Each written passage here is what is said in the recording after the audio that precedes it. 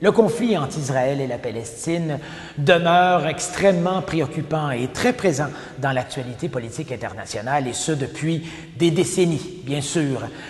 Mais quels sont les enjeux aujourd'hui? Quel portrait on pourrait faire de la situation? Quelles sont les répercussions? J'en discute avec le spécialiste de la question, le professeur Sami Aoun de l'École de politique appliquée de l'Université de Sherbrooke.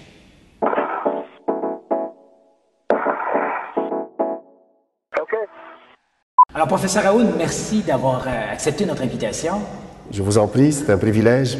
Dans tout ce conflit qui dure et perdure depuis des décennies maintenant entre Israël et la Palestine, on peut perdre finalement le fil, la compréhension de ce qui se passe, de ce qui s'est passé, etc. Si on faisait une mise au point, où on en est actuellement avec ce conflit? C'est un conflit qui est dans un cul-de-sac.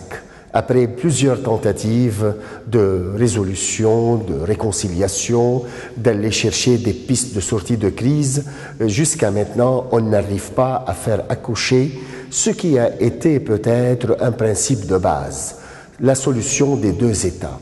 Un État israélien en face ou à côté d'un État palestinien qui pourrait cohabiter en paix avec des ententes de sécurité et économie et coopération et d'autres.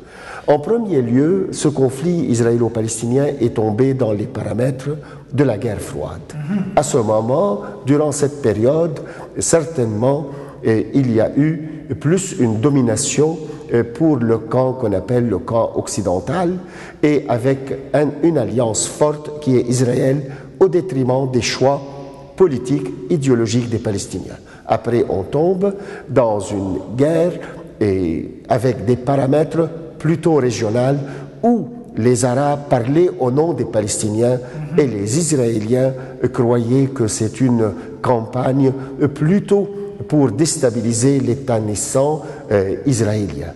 Et le dernier moment, quand les Palestiniens ont pris leur décision en main avec le feu Yasser Arafat, on voit qu'il y a une raison palestinienne qui va émerger et qui va arriver aux accords d'Oslo, essayer de prolonger les accords de Camp David en 1978, c'est-à-dire une option pour les négociations et pour la pression démocratique graduelle de la population palestinienne pour avoir ses gains. Et maintenant, après le printemps arabe, il y a comme un glissement d'intérêt de la cause palestinienne, et ce qu'on voit aujourd'hui, c'est un retour, mais un retour aussi conditionné par des perturbations profondes dans la région arabe, au Moyen-Orient, ce qui fait que ce conflit aussi a des horizons politiques assez bouchés.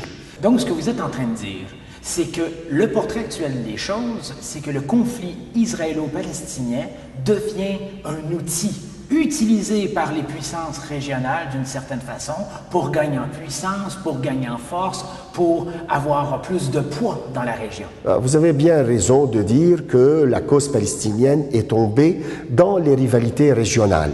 Premier trou, si vous voulez, noir qui va engouffrer la cause palestinienne, c'est la montée et la chute vertigineuse de l'islamisme politique. Le cas exceptionnel, c'est l'Égypte, où on voit que les frères musulmans, à un certain moment, qui sont les cousins et les grands frères même du mouvement Hamas, prennent le pouvoir et après sont éjectés du pouvoir, et la destitution de leur président qui a été élu, M. Morsi, va aussi laisser des séquelles, des conséquences majeures sur la cause palestinienne, surtout sur la question de Gaza.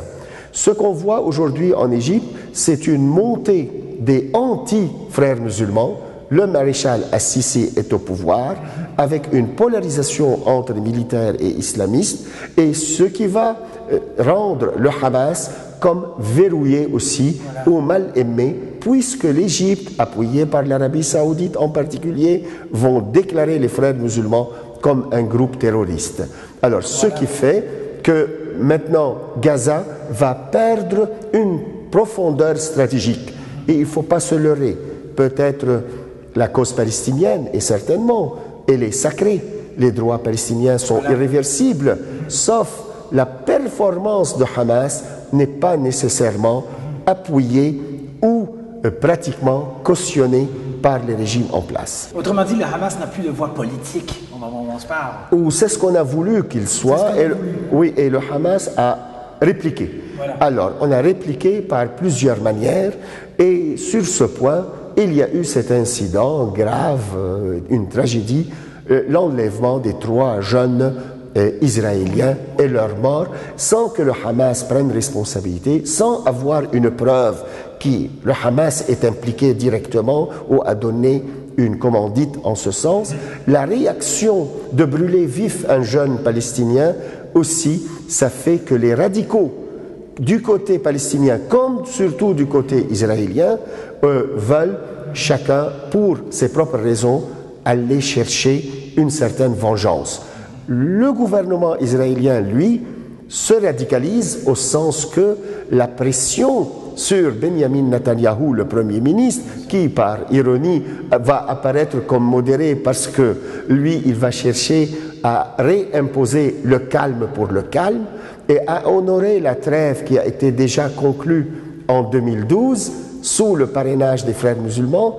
On voit qu'à sa droite, il y a d'autres, Naftali Bennett, il y a Avigdor Lieberman, qui, au contraire, veulent se débarrasser de ce problème, cet enjeu qu'on appelle Gaza, et ils appellent à plutôt une médecine de cheval, une offensive terrestre. En terminant, solution des 2 États, on n'en a pas beaucoup parlé, le poids des États-Unis est de moins en moins, ça fait de moins en moins sentir ou de moins en moins présent. Vous avez bien...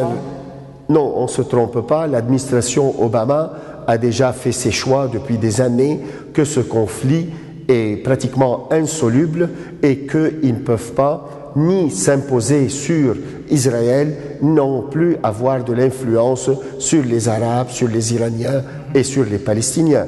Alors, le président Obama a choisi un certain isolationnisme. D'ailleurs, tout le Moyen-Orient, pour lui, a perdu de pertinence et il regarde plus vers l'Est. Il a choisi ce qu'on appelle la diplomatie de gestion d'arrière-plan et en ce sens, il ne veut pas aller s'engouffrer dans des conflits que lui, il les juge et les préjuge comme insolubles. Alors, il a dépêché John Kerry, son ministre des Affaires étrangères, pour gérer ce conflit, tenter des portes de sortie, mais sans un appui substantiel de l'administration Obama. Est-ce qu'il n'y a pas un élément de crédibilité, aussi une perte de crédibilité des États-Unis sur la scène internationale? Oui, certainement, sur ce point. Oui, l'administration Obama est fortement critiquée sur sa façon de faire.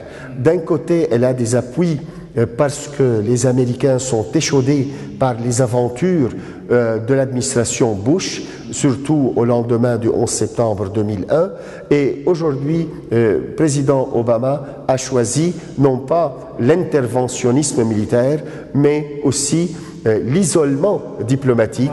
Et sur ce point, le bilan de sa politique reste à être fait, mais pour l'instant, on voit bien que les alliés des États-Unis dans la région, soit ils n'ont plus confiance et que ses ennemis, surtout dans la région, n'ont pas vraiment peur de lui. Professeur Aoun, spécialiste du Grand Moyen-Orient, merci de votre générosité et de votre temps. Je vous en prie. On suit ça de près, merci. Merci à vous.